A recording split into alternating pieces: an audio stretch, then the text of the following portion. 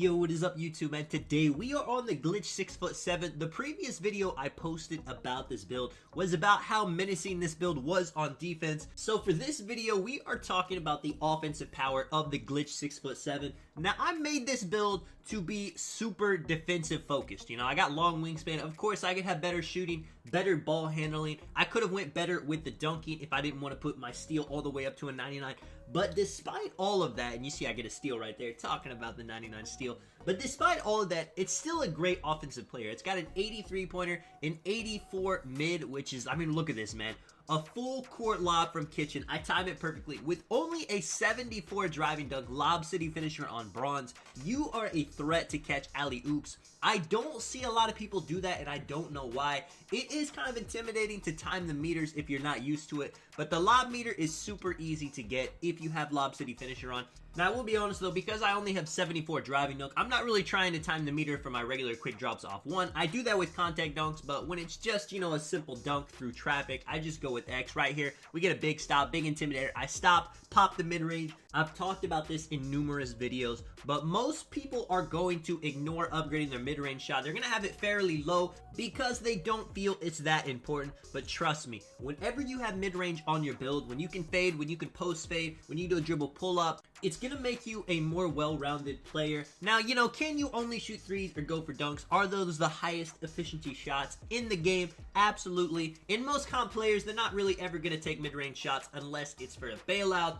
But, you know, I'm just of the different opinion. I think the more options you have on offense, the tougher you are to guard. Right here, Kitchen mission a shot, but Laker with the big board. The 84 standing dunk, he can just put back super easily. I will say one thing about the Glitch 7 compared to the Glitch 6'9" is I don't really feel so much like a big. I do feel more like a perimeter player with this build. Now, you still have an 82 block, so you can get Gold Intimidator if you max out the wingspan. You can still upgrade interior defense. You can still play big with this build. I've done it in the park. I've guarded 7'3" centers actually in the 1v1 markets.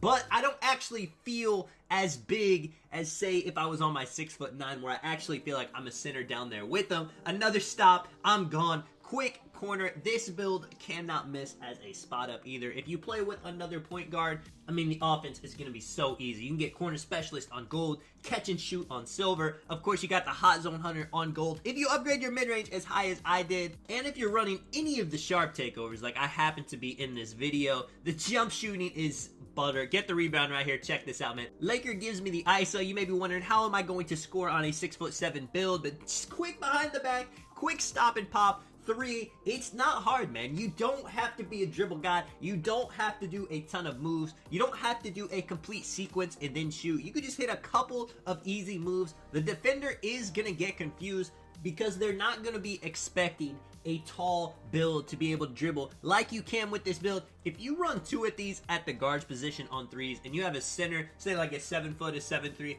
that could be really, I mean, I'm not gonna lie, that could be really fun on defense. You could be hounding everybody. Speaking of hounding, get a steal on this guy. I'm driving down again, a little bit of an ISO, just stop and pop. No reason to dribble for an open shot. If I can see an open shot right when I come down the court, let me know if you guys want to see more videos of me running this build at point guard. Let me know if you guys want to see me using this build as a lock, playing with Kitchen, AK. It is my favorite kind of build where it doesn't really matter who I'm playing with, who I have on. I can just hop in the lineup and play whatever they need me. If they need me to be point guard that day, perfect. If I need to be the lock, I'm there. If they need me to play center, of course, I got it. Laker blocking the lob right here, right into this corner defender. Now, I'm sure he wasn't expecting that too much, so he ends up missing that. Kitchen drives in, tries to get a contact dunk very early. You know, it would have been a crazy poster, though. Laker gives it to me. I'm going to hit this guy just with a little side to side like I do. Simple dribbling equals simple three-pointers for me. A 5-game win streak. We actually went on another,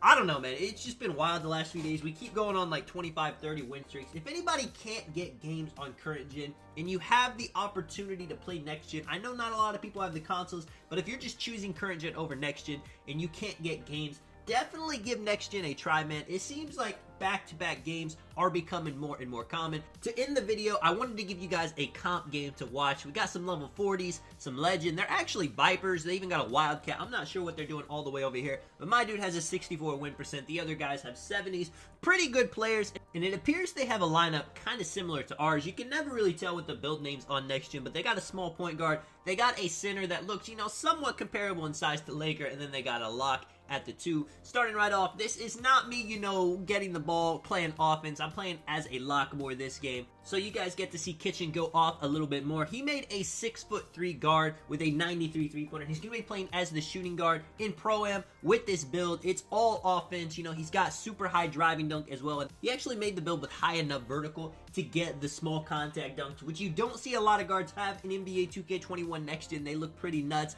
Guarding ball right off rip now. They end up giving it to the guy that you wouldn't think would be the main ball handler for the first possession. You see the center right here. I was saying that he might be kind of Lakers height, but he might be like 6'8", 6'9". This guy actually moves very well for a taller build. I feel like a lot of people don't know that you can dribble pretty nice on like a 6'9", 6'8". Now me, when I'm on my build, if I haven't dribbled for a little bit, if I've just been spotting up, and then my dribbling does look a little bit stiff, but if I'm warmed up, especially if I'm playing like ones, if I got my slash and takeover activated, you can really combo up. I made a video about the best dribble moves for a glitch 6'9". If you have a build that's like 6'9", 6'8", maybe even like 6'7", you can check that video out. There's a lot of great animations you can use that are for bigs and not guards. Laker with the ball now, hits the big behind the back. That is his signature move on this build. He gets in the paint. It is Mash City time. He throws it out though to Kitchen, wide open for the 3, bangs it. Beautiful gameplay. Again, right here, they keep giving it to the taller player, which is just not expected. Not totally sure why they're doing it. This guy is doing his thing, though.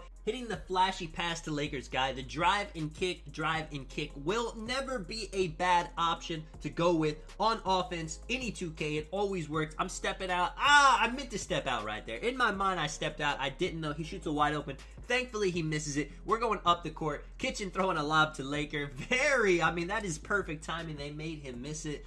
Now, usually, those are almost guaranteed, but for some reason, it seems like in Season 5, lobs are missing a bit more. Even well-timed contact dunks are starting to miss a little bit more. Let me know what you guys think. You think they patched it a little bit? I swear I could catch lobs all day with no Lob City finisher, but now I do feel like you do need it at least on bronze to get that boost to make those shots. Coming up the court, hitting me with a spin, just bumping him like crazy. I am going to get some fouls because I really want to use this pickpocket to its fullest effect. Having a 99 steal is a double-edged sword. On one hand, I can get crazy pickpockets, I can get crazy lanes. At the other end though, you know, if I miss a lane, if I do miss a steal, if I get a foul, it's going to put me in bad positions and it's going to give them an easy shot. Stepping up right here. Me and Laker pretty much just ready to switch whenever needed. Neither of us are a 6'1" guard in any situation, so we can pretty much guard whatever player we need, especially since Lakers guy is pretty fast, pretty mobile, so he can survive on the perimeter. Kitchen with it, again, running to the right. I do a backdoor cut right there. I know they weren't expecting it. Now this build, you know, like I said, it doesn't have standing dunk,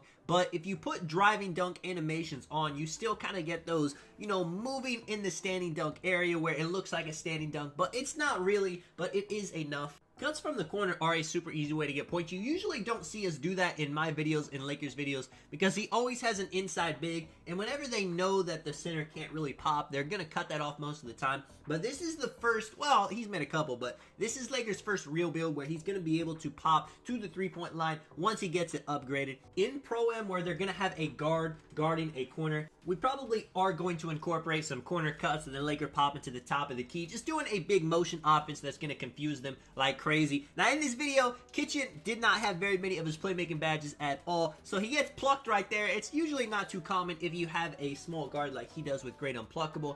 But even though his ball handle was maxed out and him not having the badge on, it looked like he had 50 ball handle. It is crazy the difference that having badges on in this game make. I mean, you go, I guess the same thing with Bullet Passer. You can have like 95 pass accuracy, but if you don't have any Bullet Passer on, it's like you have a 50 pass accuracy. They definitely made it where some of the badges mean a lot more than the attributes. I mean, in some cases, all you're putting the attributes on your build for is just to get the badges. It is crazy. They definitely got to work on it, balance it out in future 2Ks. If you just end up relying on strictly badges, then it's going to take the skill gap away. But, I mean, that's another video for another day. Kitchen fading for the 3, 16-8.